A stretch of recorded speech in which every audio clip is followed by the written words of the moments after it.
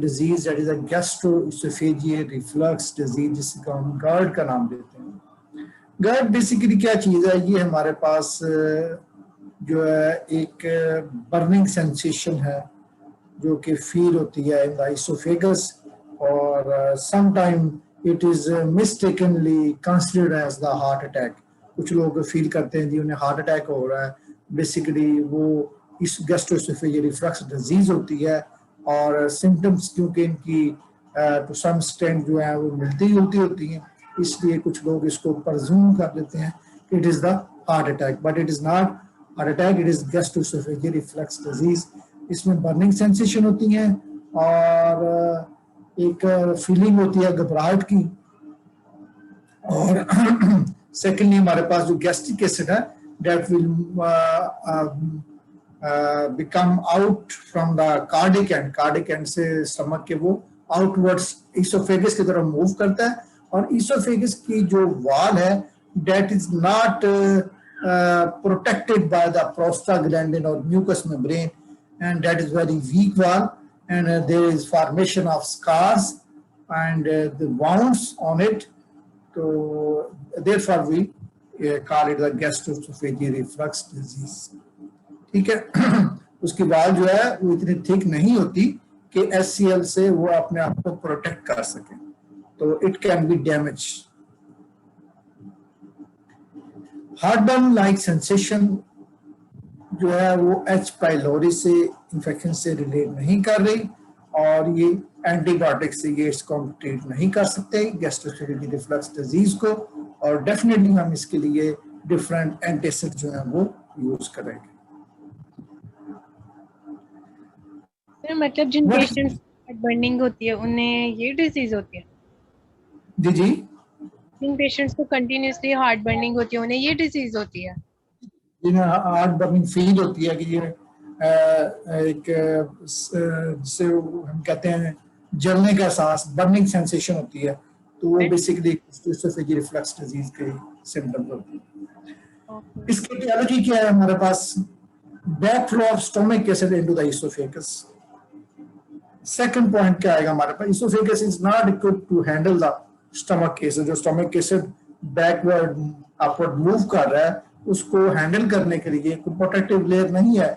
Just like in the stomach that is the prostaglandin is present, but here in the oesophagus there is no any layer of the prostaglandin, so that it can be protective by the action of the acids. Usual symptom इसकी हमारे पास heart burn है, और difficulty होगी swallowing में, और chest pain होगा। ठीक है, chest pain is presumed to be heart attack pain, but it is not heart attack. ये हमारे पास एक डायग्राम है which is indicating the condition of the esophagus after the action or interaction with the gastric acid. HCl का जो interaction होता है, जो upward movement होती है, उसकी वजह से इस तरह के हमारे पास जो वाउंड्स हैं that will be developed। ठीक है, तो ये इसोफेगस से हम देख सकते हैं कि इसकी जो है कंडीशन किस तरह हो रही है कि कंटिन्यूसली एसिड जो है उसने अटैक किया है, और ये बर्न्स डेवलप हो गए हैं, और ये कैसे कहते हैं वाउंड्स डेवलप हो गए हैं on the inner surface of the oesophagus. अब ये क्यों होती है? फूड, स्मोकिंग, ओबेसिटी और प्रेगनेंसी, ये चारों फैक्टर्स जो हैं वो गैस्ट्रोएसोफेजियल रिफ्लक्स डिजीज के फैक्टर्स हैं। जब हम फूड लेंगे, फैटी फूड लेंगे, अल्कोहलिक फूड लेंगे, कैफीन लेंगे, तो ये हमारे पास GERD का बायस बन सकती है। रेगुलेशन कैसे होगी गैस्ट्रिक एसिड सिक्रीशन की? गैस्ट्रिक एसिड सिक्रीशन जो है वो बेसिकली हमारे पास गैस्ट्रिक पाइरेटल सेल्स के थ्रू हो रही है, which are present in abundant amount inside the stomach, और इनको नॉर्मली गैस्ट्रिक एसिड को स्टिमुलेट करने के लिए एसिटाइलकोलिन है, हिस्टामिन है और गैस्ट्रिन। ये तीनों जो है हमारे पास क्या करते हैं, गैस्ट्रिक पाइरेटल सेल से गैस्ट्रिक एसिड की रिलीज को एनहांस करते हैं।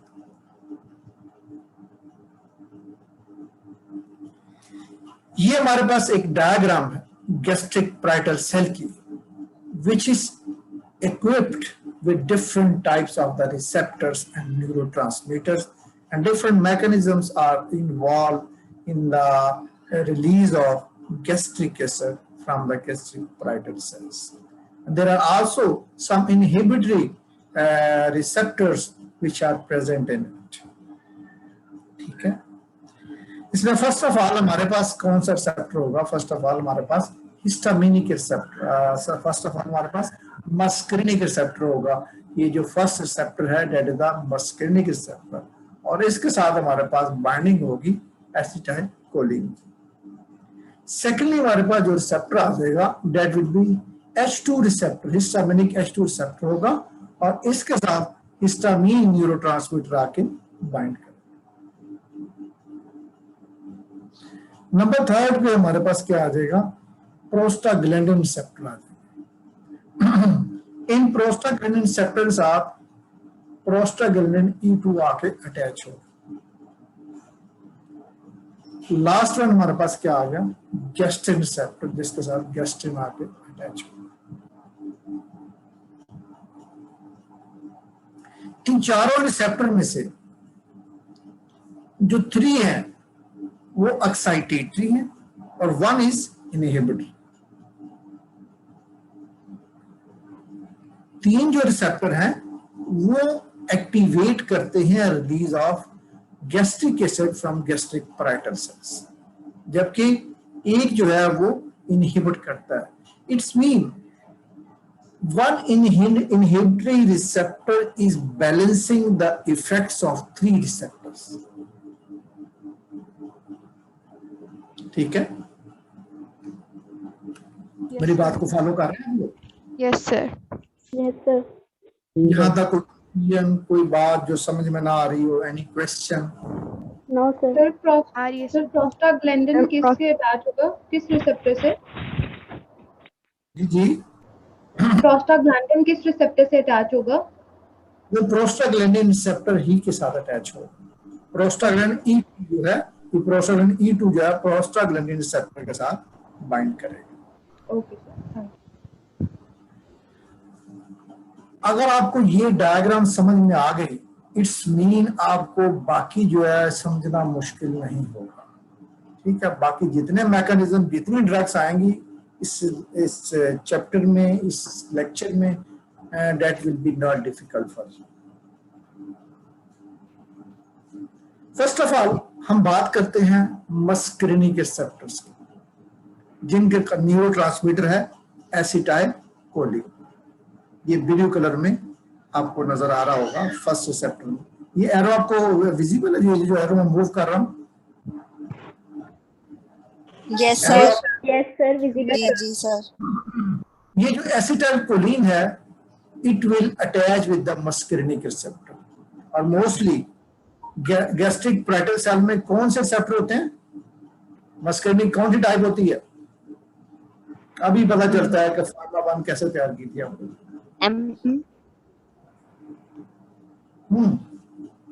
कौन से होते हैं?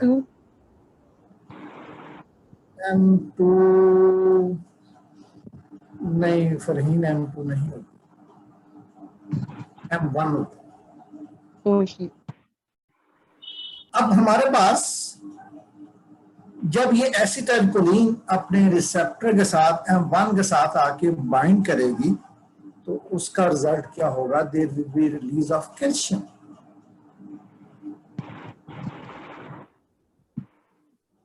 Calcium is a secondary messenger. अब ये कैल्शियम क्या करेगा? कैल्शियम? जी बोलो मुझे। कैल्शियम रिलीज हो रहा है, ये जब हमारे पास एसिटाइल कोलिन बाइंड करती है रिसेप्टर के साथ तो कैल्शियम जो है वो रिलीज होता है। शायद आपने रिसेप्टर्स के मैकेनिज्म के बारे में इन डिटेल नहीं आपके माइंड में आ रहा। हमारे पास 2 तरह के मैकेनिज्म थे। एक हमारे पास एडिनालाइल साइक्लेस एंजाइम वाला मैकेनिज्म था, और एक हमारे पास फास्फोलाइपेज सी वाला था। जब फास्फोलाइपेज सी एंजाइम एक्टिवेट होता है तो वो कैल्शियम की रिलीज काज करवाता है। ठीक है। अब ये जो कैल्शियम है that is a secondary messenger. ये क्या करेगा calcium? It will cause activation of protein kinase enzyme. ये जो कैल्शियम है ये जाके प्रोटीन काइनेज एंजाइम की एक्टिविटी को इनहांस कर। जब प्रोटीन काइनेज एंजाइम जो है वो एक्टिवेट हो जाएगा, ये प्रोटीन काइनेज एंजाइम है, जब ये एक्टिवेट हो जाएगा तो इसका रिजल्ट क्या होगा? प्रोटीन काइनेज एंजाइम जो है वो जाके एक्ट करेगा toward the hydrogen potassium ATPase pump. Hydrogen potassium ATPase pump पे एक्ट करेगा और उसको क्या करेगा? एक्टिवेट करेगा। जब एक्टिवेट करेगा तो उसका रिजल्ट क्या होगा?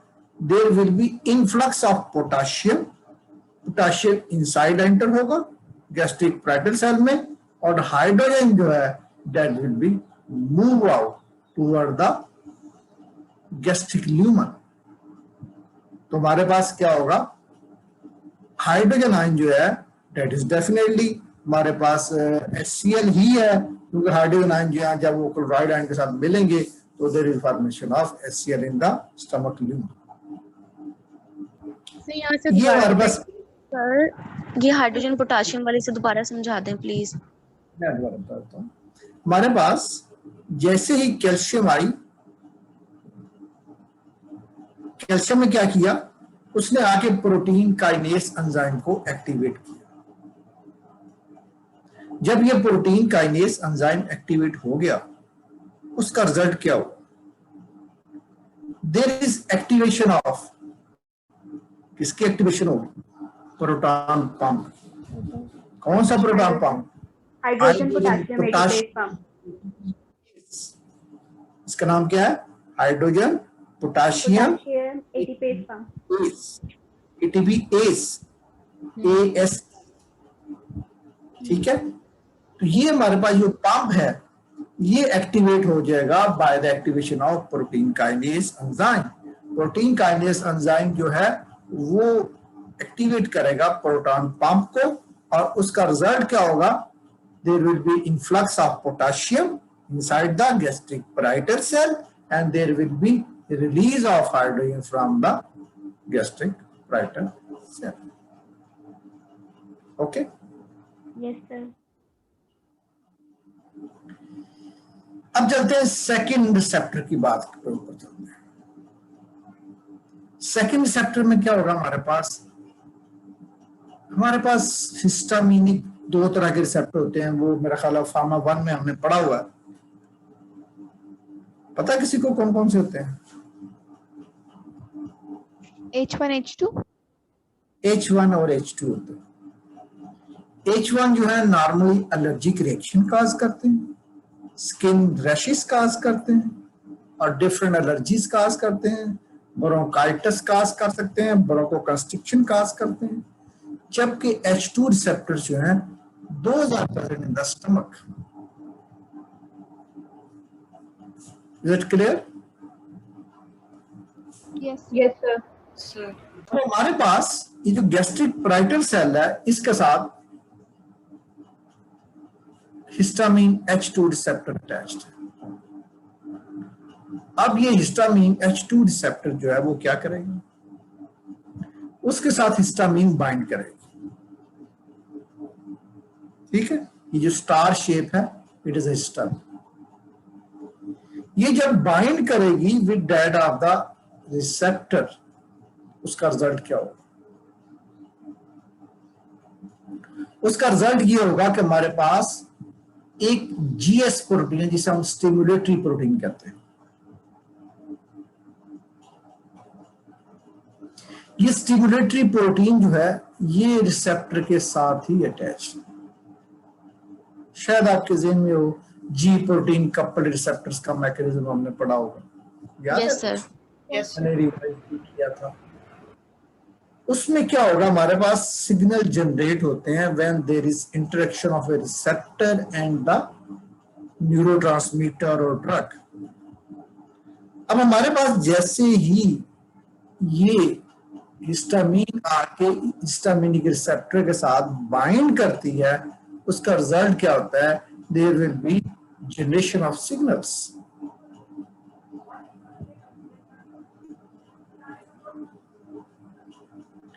अब ये जो सिग्नल्स हैं, these are transduced or transferred toward the GS protein. GS mean stimulatory protein. अब वो स्टिमुलेटरी प्रोटीन क्या करेगी? वो इन सिग्नल्स को लेके मूव करेगी toward the enzyme that is named as adenylyl cyclase. अब ये एडिनालाइल साइक्लेस एंजाइम क्या करेगा?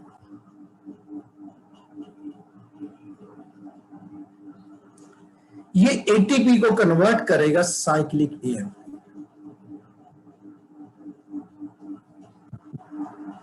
ठीक है, अब साइक्लिक एएमपी क्या करेगा? प्रोटीन काइनेस एंजाइम पे एक्ट करेगा। यहां तक clear? Yes, sir. Yes, sir. Clear. Yes, sir. Any confusion up till now? No, sir. Receptor bind करता है। जी बोले, ऊंचा बोले। H2 रिसेप्टर जब हिस्टामिन के साथ बाइंड करा, उसके बाद क्या हुआ था? उसके बाद आप सो गई थी। नहीं सर, मुझे वहां से समझ नहीं आई थी, मैंने कहा बाद में पूछ लूंगी। मैं बहुत स्लो चल रहा हूँ ताकि आप लोगों को कंफ्यूजन ना हो, तो काइंडली बी अटेंटिव ताकि टाइम वेस्ट ना हो हमारा, हम कुछ फिनिश भी कर सकें। हिस्टामिन जैसे ही आके बाइंड की अपने H2 रिसेप्टर के साथ, उसका रिजल्ट क्या हुआ?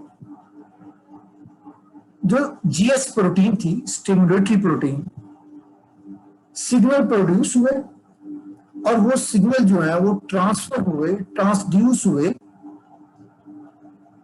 Toward the GS protein.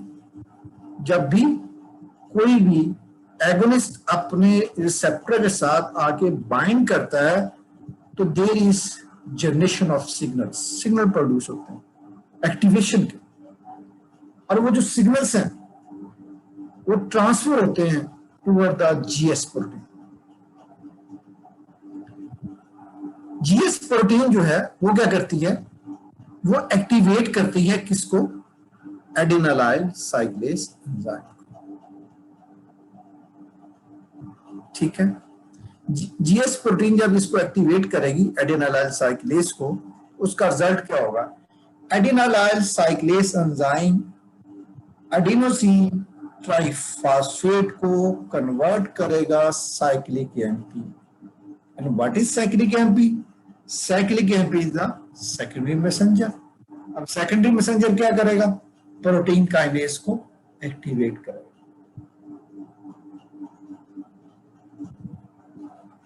जब प्रोटीन काइनेस एंजाइम एक्टिवेट हो जाएगा, उसका रिजल्ट क्या होगा? सर तो फर्स्ट मैसेंजर कौन है? फर्स्ट मैसेंजर कौन है? हमने साइक्लिक एएमपी को सेकेंडरी मैसेंजर का नाम दिया हुआ है। ठीक है, इसमें फर्स्ट मैसेंजर तो वो है जो अगर मैसेज लेके आ रहा है ना टुवर्ड द एडिनालाइल साइक्लेस, जो GS प्रोटीन है, हम उसको क्या करेंगे? That is the first messenger. Okay sir.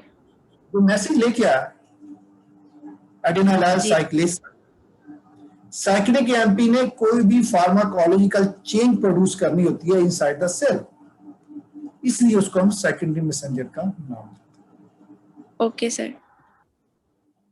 Clear है? Yes sir. Yes sir. जी, अब जो साइक्लिक एएमपी है वो क्या करेगा? प्रोटीन काइनेस एंजाइम पे एक्ट करेगा। प्रोटीन काइनेस एक्टिवेटेड फॉर्म में आएगा और उसकी एक्टिवेशन से क्या होगा? जो पंप है हाइड्रोजन पोटेशियम ATPase फॉर्म जो है वो भी एक्टिवेट हो जाए। जब वो एक्टिवेट होगा तो क्या होगा?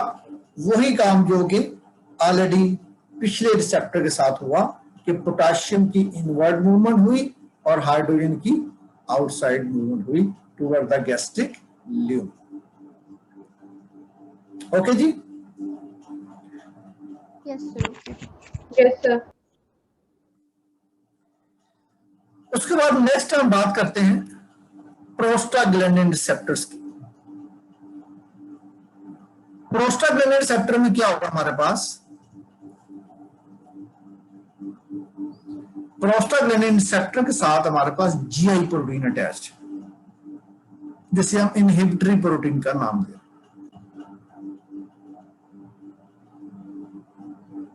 इट्स मीन कि जब वो बाइंड करे, जब भी रिसेप्टर बाइंड करेगा प्रोस्टाग्लैंडिन न्यूरोट्रांसमीटर से, उसका रिजल्ट क्या होगा?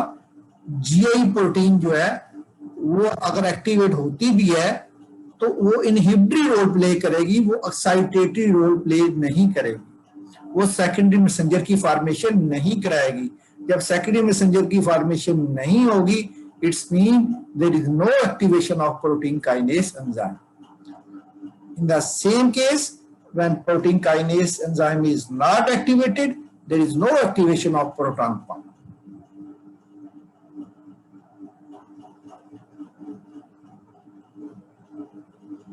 जी, is it clear? Yes, sir. Yes, sir. Yes, sir. Clear. Yes, sir. अब हमारे पास लास्ट आ जाता है receptor, that is the gastrin receptor. Gastrin receptor के साथ जो हमारे पास न्यूरोट्रांसमीटर है दैट इज गैस्ट्रिन। जैसे ही गैस्ट्रिन आके बाइंड करता है अपने रेलिवेंट रिसेप्टर के साथ, उसका रिजल्ट क्या होता है? There is release of calcium, just like the muscarinic M1 receptors. तो उसका रिजल्ट क्या होगा? कैल्शियम जो है वो एक्टिवेट करेगी प्रोटीन काइनेस एंजाइम को, और प्रोटीन काइनेस एंजाइम जो है वो डेफिनेटली क्या करेगा? एक्ट करेगा प्रोटॉन पंप के ऊपर। That is the hydrogen potassium ATPase pump. अब उसका रिजल्ट क्या होगा? There is influx of potassium inside the gastric parietal cell and outward movement of the hydrogen. Okay जी, जहां तक Yes, sir. Yes, sir. Sir एक मत सर प्रोस्टाग्लैंडिन के अलावा सबका एक ही काम है। सब एक्साइटेटरी रोल प्ले करते हैं स्वाय प्रोस्टाग्लैंडिन के। प्रोस्टाग्लैंडिन के अलावा बेसिकली बाय नेचर इसको बैलेंस किया गया है, एक्साइटेशन को और इनहिबिशन को। अगर ये प्रोस्टाग्लैंडिन रिसेप्टर ना हो तो हमारे पास हर टाइम जो है गैस्ट्रिक एसिड की रिलीज होती रहेगी फ्रॉम द गैस्ट्रिक पैराइटल्स। ठीक है सर।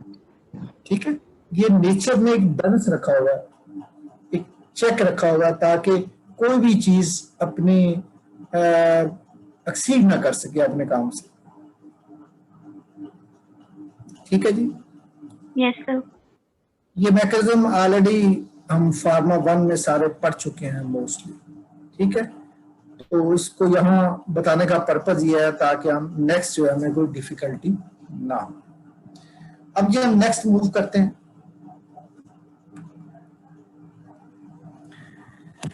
अब ये वही गैस्ट्रिक पैराइटल सेल है जो हम ऑलरेडी देख चुके हैं।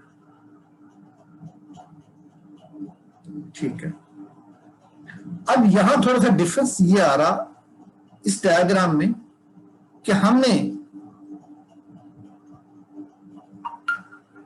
हिस्टामिनिक H2 रिसेप्टर्स की बात की थी कि इनके साथ हिस्टामिन आके बाइंड करती है। जब हिस्टामिन बाइंड करती है तो एक्टिवेशन होती है, ये बात हम ऑलरेडी कर चुके हैं। अगर हम चाहते हैं कि हिस्टामिन के एक्शन को कम करें, हिस्टामिन इसको एक्टिवेट ना कर सके, तो हम क्या करेंगे? इस ड्रग का एंटागोनिस्ट लेके आएंगे, हिस्टामिन का एंटागोनिस्ट लेके आएंगे, that will resemble with the shape of the histamine, but it will cause blockage of the receptor. Receptor को ब्लॉक कर दे। उसका रिजल्ट क्या हुआ? हाइड्रोजन की रिलीज नहीं होगी। नहीं होगी। Hydrogen potassium ATPase pump activate नहीं होगी।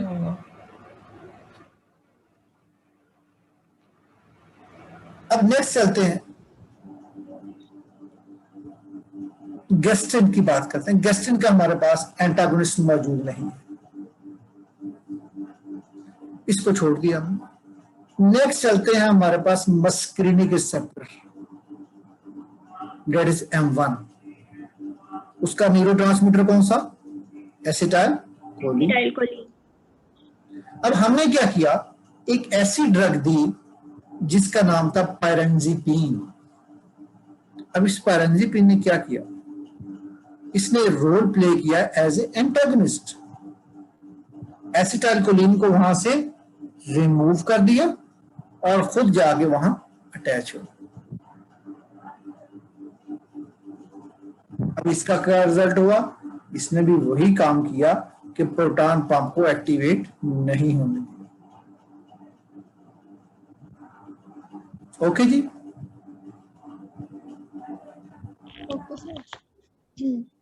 Yes sir. समझ आ रही है कि सारे सो गए Yes, हो? सर आ रही है। Yes, आ रही है sir, सर। अगर तो सो गए तो फिर भी बता दो। सर नहीं नहीं हम सर, आ रही है। सुन रहे हैं। मेरा अपने एक टीचर फार्माकोलॉजी के, वो बहुत स्लो बोलते थे और एक ही टोन से बोलते थे, तो कुछ बच्चे उनकी क्लास में सो भी जाते थे। तो जो पीछे मोस्टली जो बैक बेंचर थे वो सोए होते थे, वो एक ही टोन से आगे चले जाते थे। वो नहीं चेक करते थे कि बच्चे कुछ सो रहे हैं कि नहीं सो रहे। एक दफा उन्होंने बच्चे जो है ना क्लास से बाहर निकाल दिए, बच्चे सो क्यों रहे हैं। तो आप तो बाहर निकाल सकते हैं, क्या ख्याल?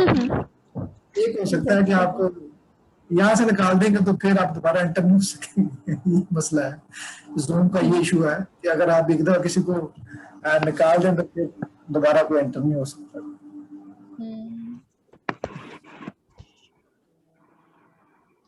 नेक्स्ट टाइम मेरी कोशिश है कि हम कंपल्सरी करें इस चीज को, वीडियो ऑन करने को, क्योंकि मुझे Yes, फील sir. होता है कुछ बच्चे ना चिल्ल होके सोते हैं, बेड पे सोए होते हैं, टीचर बेचारा लगा हुआ है सुना के सारी बातें सुना दी टीचर बेचारे ने, और स्टूडेंट आराम से सुकून से बेड पे सो रहा है। कुछ लोग कुछ के रोजे भी नहीं होते, कुछ एंजॉय कर रहे होते हैं खाने पीने को, ऐसे ही ना? सर सारे नहीं करते ऐसे। सारे नहीं करते। अब वो हमारे लिए तो आप सारे बच्चे हैं ना, तो हम कैसे कहेंगे ये जो सारे फरिश्ते भी नहीं होते। सारे सर रिश्ते वो भी तो नहीं फिर क्लास में भी बैठ के बच्चे ऐसे ही कर रहे होते हैं, कुछ नहीं सुन रहे क्लास होते। में तो हम मैं तो अल्हम्दुलिल्लाह जब भी मैं क्लास लेता हूँ मैं कोशिश करता हूँ मैं मूव करूँ। मैं तो पूरी क्लास में मूव करता हूँ, मैं तो एक जगह स्टैग्नेंट नहीं होता। यस सर ऐसे ही है। मेरी कोशिश यही होती है कि मैं मूव करूँ। अच्छा। मैं क्लास में तो सोने नहीं देता बच्चों को, बाकी आप मुझे नहीं, खूब सो रहे हैं। नेक्स्ट बच्चे बात करते हैं कि हमारे पास एसिटाइलकोलिन की बात होगी। एसिटाइलकोलिन को हमने उसकी जगह पायरेंजीपिन अटैच कर दी तो वो रिसेप्टर जो है वो उसकी एक्टिविटी ब्लॉक हो गई और as a result there is no activation of protein kinase enzyme. जब प्रोटीन काइनेस एंजाइम एक्टिवेट नहीं हुआ तो प्रोटॉन पंप भी एक्टिवेट नहीं। नेक्स्ट हम बात करते हैं प्रोटॉन पंप की। कुछ ड्रग्स ऐसी हैं जो प्रोटॉन पंप को डायरेक्टली ब्लॉक कर देती हैं, इन्हें हम प्रोटॉन पंप इनहिबिटर्स का नाम देते हैं, और ये सबसे ज्यादा बेनिफिशियल ये ड्रग्स हैं। ये डायरेक्टली उस पॉइंट पे ब्लॉक करती हैं जहां से हाइड्रोजन ने रिलीज होना। फॉर एग्जाम्पल उसकी एग्जाम्पल हमारे पास आ गई है ओमेप्राजोल की। ओमेप्राजोल जो है शायद आपने नाम सुना, राइजिक कैप्सूल बड़े बहुत ज्यादा उनकी सेल होती है। Yes, sir. Yes sir. Yes, sir. That contain the omeprazole. जी सर। उसके अलावा ओमेगा भी है, यस और म्यूजिक भी है, ये दोनों जो है ये यूज करते हैं मोस्टली जो अल्सर के म्यूकेन पेशेंट। सिरप भी सर, म्यूकेन सिरप भी। म्यूकन सिरप भी है, लेकिन Mucaine syrup contains the alkaline medium, ठीक है, उसमें तो ओमेप्राजोल एसिडिटी को कम करने के लिए यूज होता है। एसिडिटी को कम करता है, वो उसमें अल्कलीज होती है और वो जो है मैग्नीशियम और मैग्नीशियम बाइकार्बोनेट होते हैं जो कि न्यूट्रलाइज करते हैं गैस्ट्रिक एसिड। तो ये डायग्राम जो है, दोनों डायग्राम जो है that will be helpful for you. अब वही बातें जो हमने की हैं उसको हम वर्डिंग फॉर्म में देख लेते हैं कि ये क्या क्या है। Regulation of gastric acid secretion, the receptor mediated binding of acetylcholine, histamine और gastrin that will result in the activation of protein kinases। ये बात मैंने ऑलरेडी आपको कम्युनिकेट कर दी। और जब प्रोटीन काइनेस एक्टिवेट हो जाएगा, what will happen? It stimulates the hydrogen, potassium, adenosine triphosphatase और ATPase प्रोटॉन पंप, ठीक है। उस पंप का पूरा नाम है हाइड्रोजन पोटाशियम एडिनोसिन ट्राइफॉस्फेटेज या ATPase भी उसको एब्रिविएट करते हैं, प्रोटॉन पंप। तो secrete hydrogen ions in exchange for potassium in the lumen of the stomach। ये सारी बातें मैंने ऑलरेडी आपको कम्युनिकेट कर दी। मैकेनिज्म भी हम बात कर चुके हैं रिसेप्टर्स का। Yes sir. Receptor binding of prostaglandin E2 and somatostatin diminish gastric acid production। ये हमारे पास क्या होगा, गैस्ट्रिक एसिड की प्रोडक्शन को कम करेंगे जब भी ये जो है इनहिबिटरी रिसेप्टर एक्टिवेट होंगे। हिस्टामिन क्या करेगी, वो जब एक्टिवेट होगी, जो हिस्टामिन जब बाइंड करेगी H2 रिसेप्टर के साथ तो क्या होगा, एडिनालाइल साइक्लेज की एक्टिवेशन। जबकि प्रोस्टाग्लैंडिन E2 बाइंड करेगी तो उसकी एक्टिवेशन इनहिबिट हो जाएगी। गैस्ट्रिन और एसिटाइलकोलिन जो है दोनों जो है वो क्या कर रहे हैं, वो फॉर्मेशन कर रहे हैं इंटरसेलुलर कैल्शियम की। तो गैस्ट्रिन और एसिटाइलकोलिन क्या करेगी, वो एक्ट करेगी by inducing and increase intercellular calcium. वो गैस्ट्रिन और एसिटाइलकोलिन क्या करेगी, कैल्शियम का लेवल बढ़ा देगी, तो तब हमारे पास वो एक्शन रोल प्ले होगा। यानी हमारे पास कैल्शियम जो है that will be the secondary messenger, और वो क्या करेगा, वो एक्टिवेट करेगा प्रोटीन काइनेज को। ओके जी, हमारे पास ये ट्रीटमेंट आ गया है हार्ट बर्न का, GERD का, पेप्टिक अल्सर डिजीज का कंबाइंड ट्रीटमेंट के क्या क्या चीजें हम पढ़ सकते हैं इस लेक्चर में। एंटासिड्स हैं, H2 रिसेप्टर ब्लॉकर्स हैं, म्यूकोजल प्रोटेक्टिव एजेंट्स हैं, प्रोटॉन पंप इनहिबिटर्स हैं, एंटीकोलिनर्जिक्स हैं, प्रोस्टाग्लैंडिन एनालॉग्स हैं और एंटीमाइक्रोबियल एजेंट्स। इनको हम रीड आउट करेंगे वन बाय वन। यहां तक कोई कंफ्यूजन किसी के माइंड में, एनी क्वेश्चन? No sir. सब क्लियर है। मेरी इंशाल्लाह कोशिश होगी कि कोई चीज आपके लिए डिफिकल्ट ना हो, ठीक है। बाकी आप कैसे पढ़ते हैं, कैसे स्टडी करते हैं, ये आप पे डिपेंड करता है। जी, फर्स्ट ऑफ ऑल एंटासिड्स की बात करते हैं। एंटासिड की 2 टाइप्स हैं, एक को हम कहते हैं सिस्टेमिक एंटासिड और दूसरे को कहते हैं नॉन सिस्टेमिक। सिस्टेमिक एंटासिड का मतलब ये होगा ऐसे एंटासिड जो कि ब्लड सर्कुलेशन में पेनिट्रेट कर सके, जैसा कि सोडियम बाइकार्बोनेट। सोडियम बाइकार्बोनेट क्या है, दैट इज अल्कली, और ये क्या करेगा, ब्लड में अल्कलोसिस काज करेगा, अल्कलाइन मीडियम प्रोड्यूस करेगा, स्टमक में भी अल्कलाइन मीडियम प्रोड्यूस करेगा, जिसका रिजल्ट क्या होगा, हमारे पास एसिडिटी रिड्यूस हो जाएगी। एसिडिटी रिड्यूस हो जाएगी जब एसिड और बेस आपस में कंबाइन करते हैं, there is formation of salt and water. There is a process of neutralization. Neutralization. तो उससे क्या होगा, हमारे पास एसिड की अमाउंट स्टमक में कम हो जाएगी। ओके जी, क्लियर यहां तक? Yes, yes sir. Sir. Yes sir. अब नॉन सिस्टेमिक एंटासिड क्या करेंगे? ये ब्लड सर्कुलेशन में नहीं जाएंगे, ये सिर्फ लोकली एक्शन करेंगे स्टमक के अंदर ही। फॉर एग्जाम्पल, अल्कली है aluminium hydroxide plus magnesium hydroxide, इन दोनों का कॉम्बिनेशन देंगे तो हमारे पास क्या होगा, जो एसिडिक मीडियम है वो न्यूट्रलाइज हो जाए। अब इसको हम कंटेंट करते हैं इन द रीनल फंक्शन जिनका इंपेयर होता है या कंप्रोमाइज होता है, ऐसे पेशेंट को हम ये ड्रग्स नहीं देते। ठीक है, अगर सिर्फ मैग्नीशियम कार्बोनेट दें तो वो डायरिया काज करेगा, अगर कैल्शियम कार्बोनेट दें तो ये कॉन्स्टिपेशन करेगा। तो हम क्या करेंगे, हम इनको कॉम्बिनेशन में देंगे ताकि ना तो कॉन्स्टिपेशन का प्रोसेस हो सके और ना ही डायरिया वाला मामला हो सके। नेक्स्ट हम बात करते हैं H2 रिसेप्टर एंटागोनिस्ट की। एंटागोनिस्ट ऑफ H2 रिसेप्टर मैं बात कर चुका हूं पहले ही। सिमिडेडिन, हमने एक डायग्राम अभी देखी है जिसमें सिमिडेडिन H2 रिसेप्टर को ब्लॉक करती है। ये क्या करेगी, कॉम्पिटिटिवली ब्लॉक करेगी binding of histamine to the H2 receptors.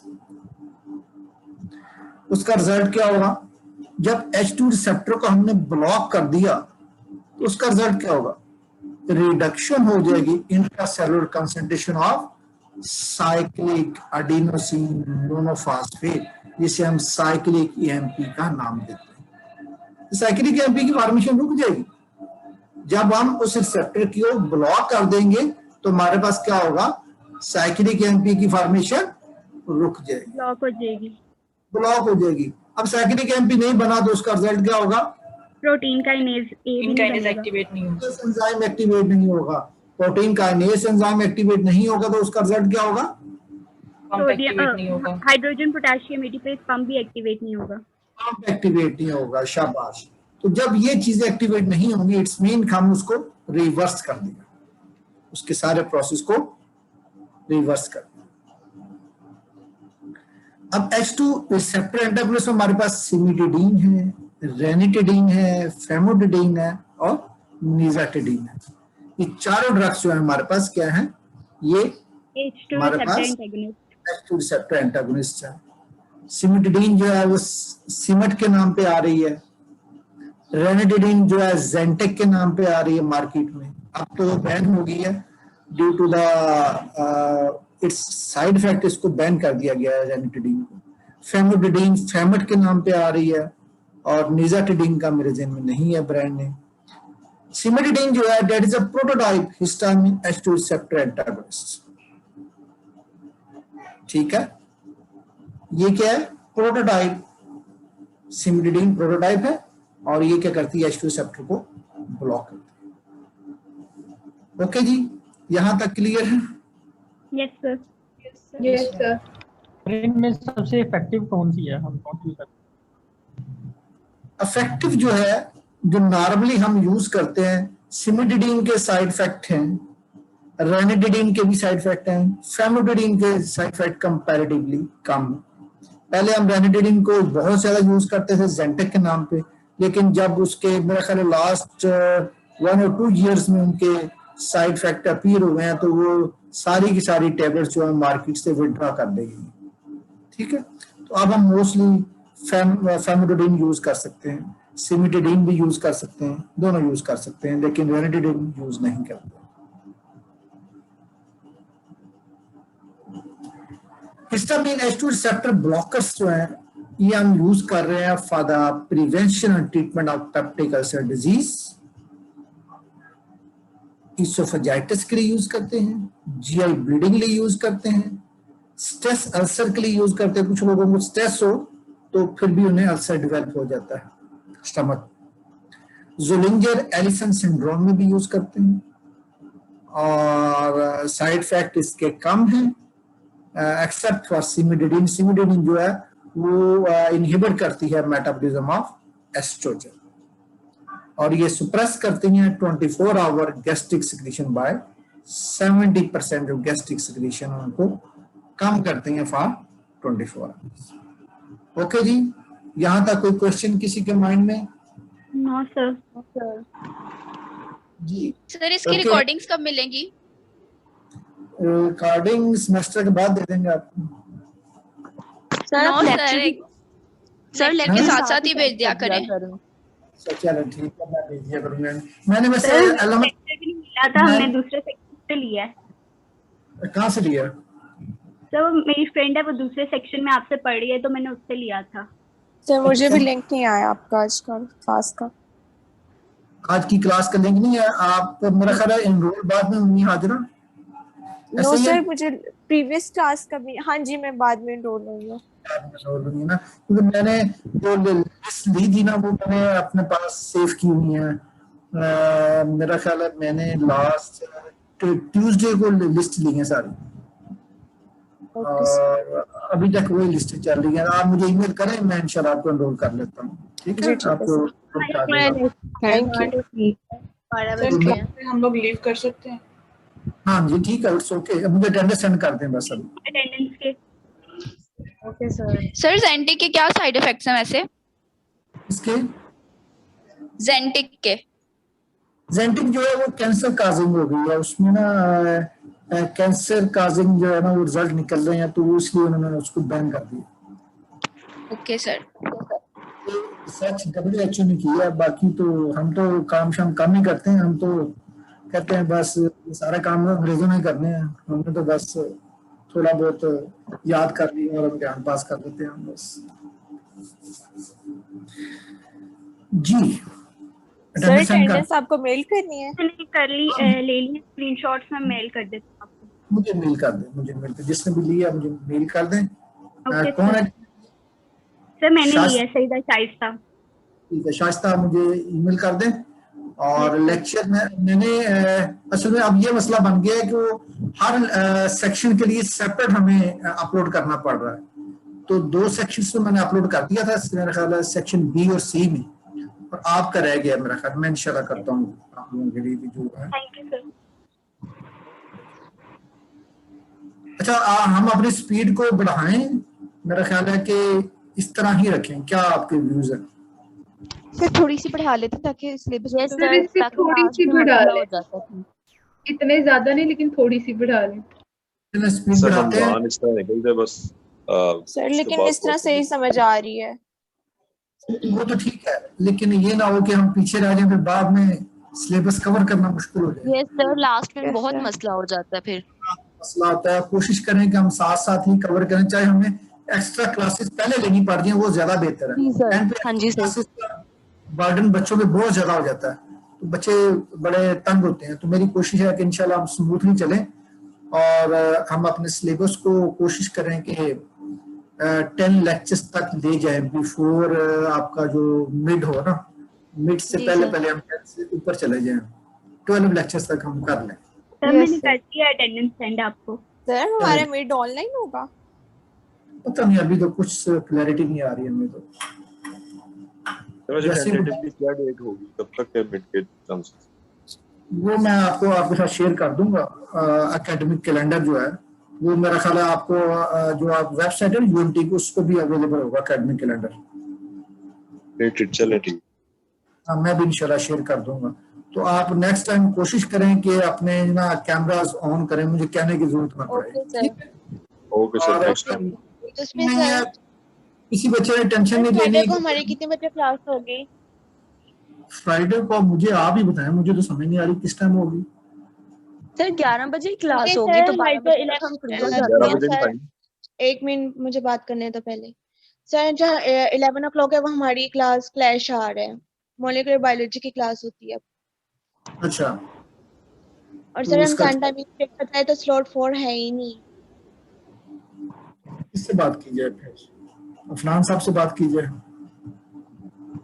ये सर क्लैश आ रहा है क्योंकि ना फिर आप सर इवनिंग में रख लें। फिर मैं उनसे बात करता हूँ तो फिर उसके अकॉर्डिंगली आपको ईमेल कर दूंगा मैं, ठीक है? Okay sir. ओके जी, ओके, अल्लाह हाफिज बच्चों।